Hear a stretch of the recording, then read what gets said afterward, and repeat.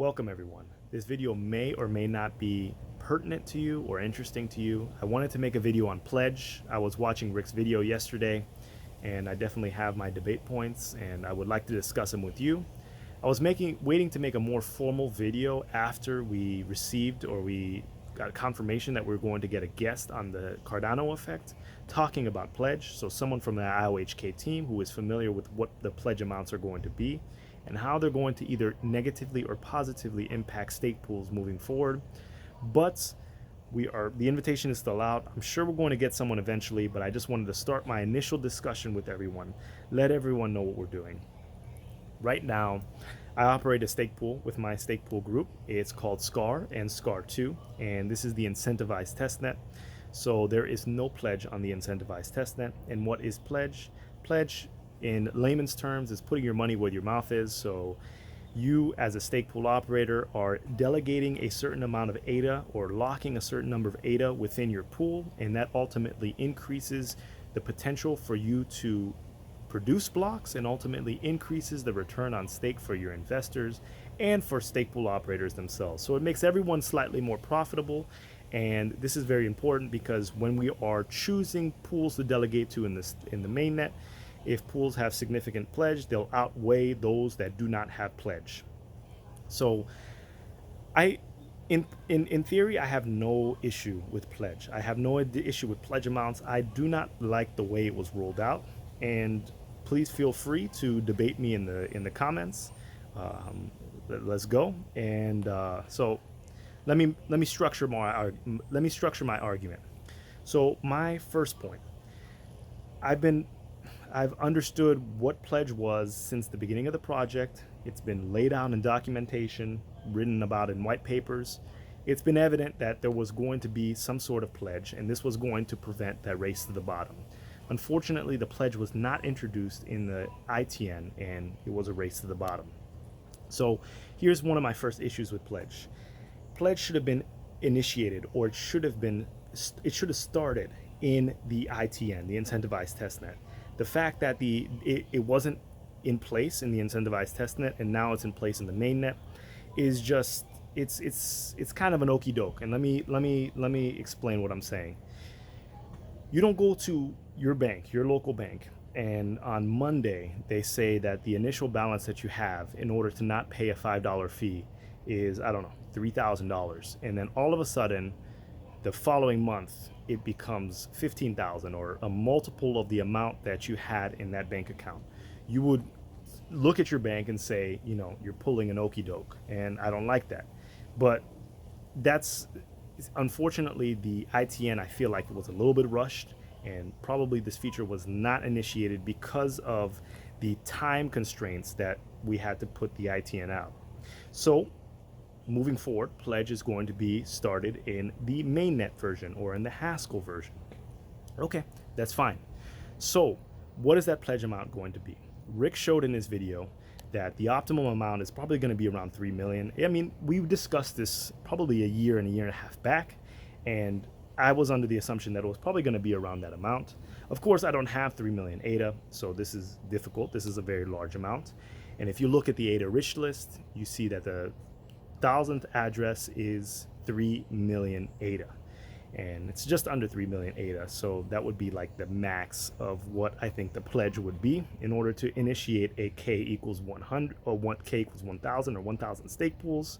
You divide it by the circulating supply and you get roughly around that number, you know, around 3 million ADA, which is a very high amount. So that 3 million ADA, let's calculate that. So it is roughly, I don't know, what's the price of ADA right now? Like 5 cents. So that is going to be around 150,000 US dollars. And I'm assuming that most of the people within that top list, or majority of them, are probably ICO investors. They probably didn't spend nearly that, but there are plenty of, probably several whales in the community that have spent that amount, 6 figures on the project. And that's probably minimum, because I guarantee you that most people did not pick up all their ADA at 2, 3, 4, or 5 cents. So I'm sure there are people out there that have spent 7 figures on a bag that's that big, you know, averaged around 20, 30, 40 cents. And it's a significant investment. Not everyone can make that investment. So, what am I talking about? So, pledge amount is around there. Let's say the pledge amount is around there. Now, the strategy for IOHK since the beginning, or input output global, has always been to decrease the barrier to entry. And there's a caveat to this. You know, you don't want to decrease the barrier to entry so much that you affect the performance of the pools that are actually operating within the test net or the mainnet. Meaning that you don't want to make it so easy to make a stake pool that there are so many stake pools that it just like, you know, most of them are offline and it kind of clogs the network. You want high performance, high reliant pools. IO has shifted from that model to decrease the barrier to entry to allow as many stake pool operators to run a stake pool as possible, which I understand. So that's the strategy they're going. So much so that at the LOHK Summit in 2019, they debuted a RockPi project. And that RockPi project allowed people to run a stake pool on a RockPi. A RockPi is a device that is probably around 100 US dollars. You can probably get it for less on Black Friday. Either way, it's a very low cost device. So, does the math equate to you? So right now the price of ADA is around 5 cents, and we're looking at let's say it's a 3 million ADA pledge amount. Does that 150,000 people that are spending 6 or 7 figures as investments on this project probably don't have a RockPi. I'm just being real. People that are running stake pools, that are running these low cost solutions, probably don't have the investment to make that make that pledge, to create that pledge. Because if you're running a RockPi, which is like $100, I mean, you know, if you have 6-7 figures worth of ADA, you probably can afford high professional solutions, professional servers, things that are living in a tier 3, tier 4 data center, and you can pay that bill.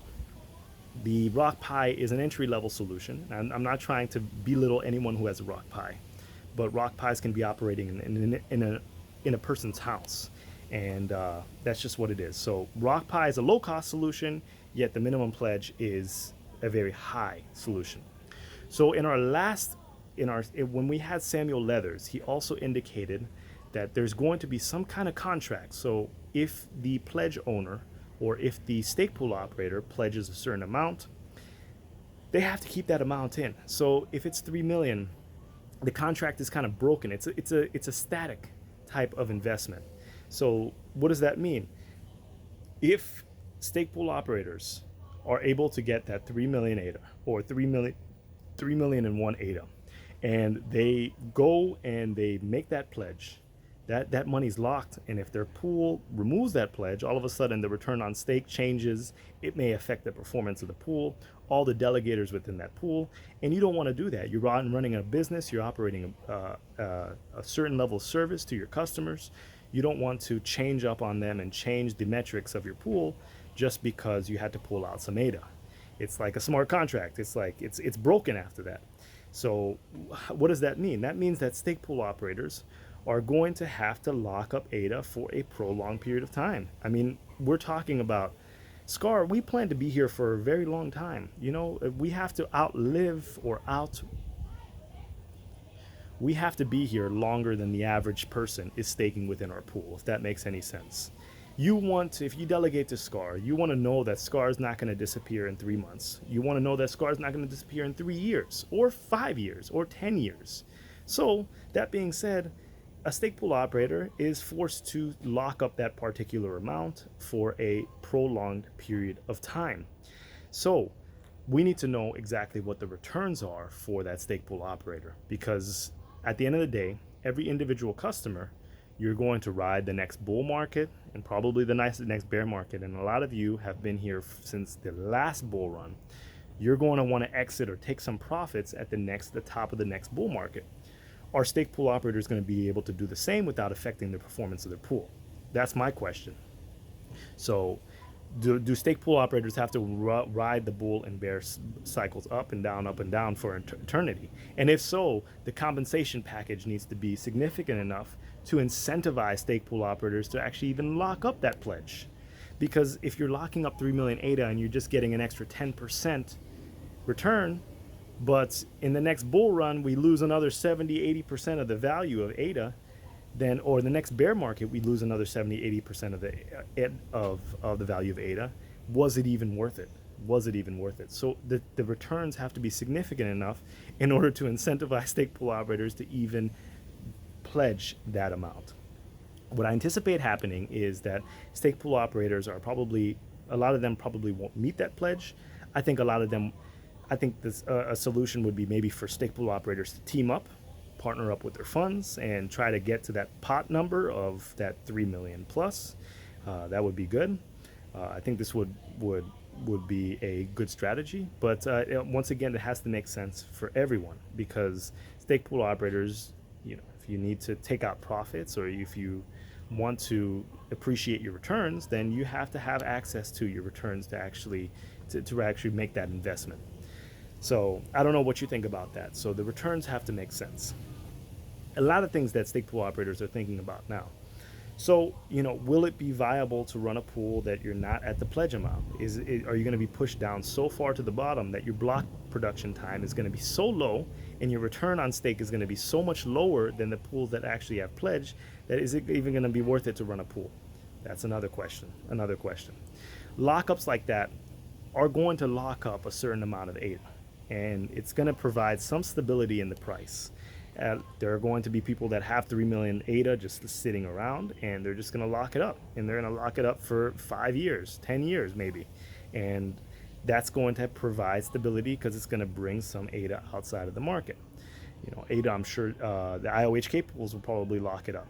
So is everyone going to end up delegating to IOHK, Binance pools, and whatnot? Who knows? So, we have a race to the bottom right now, which does not provide stake pool operators the returns that you think they're getting. In reality, a lot of you delegators are actually making more percentage-wise than the actual stake pool delegators, the stake pool operators are, especially those who put pledge behind their stake pool and at the ITN, thinking that there was going to be some sort of pledge amount in the ITN. So that's said and done. So stake pools, people that are in high performing stake pools, sometimes you guys are making more than the operators themselves, because they have costs, this and that, and they have teams, and it is what it is. So this was a ramble video, but I feel like there are just some inconsistencies.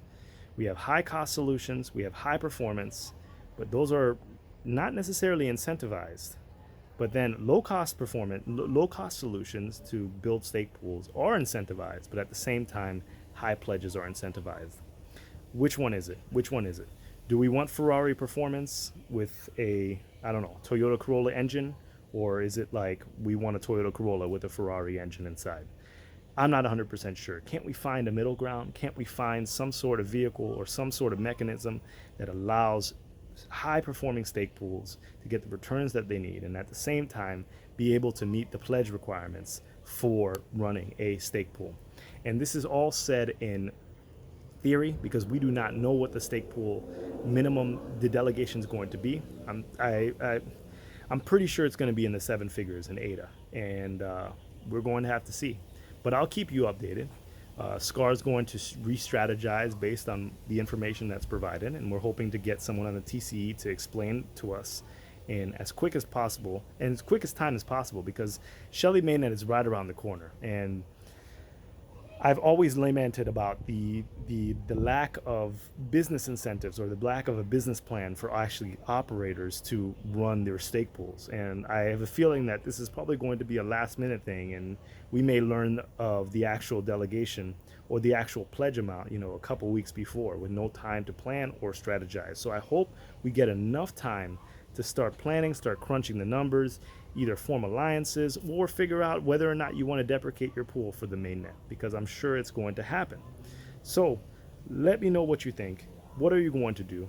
We're going to keep on pushing SCAR, and we'll let you know what we're doing with SCAR. But SCAR is good for the entirety of the incentivized test net.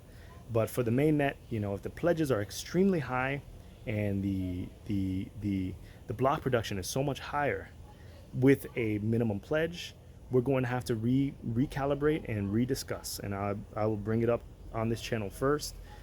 And yeah, this was enough of a ramble. I probably repeated myself way too much, but until the next video. All right, I'll talk to you soon. Bye.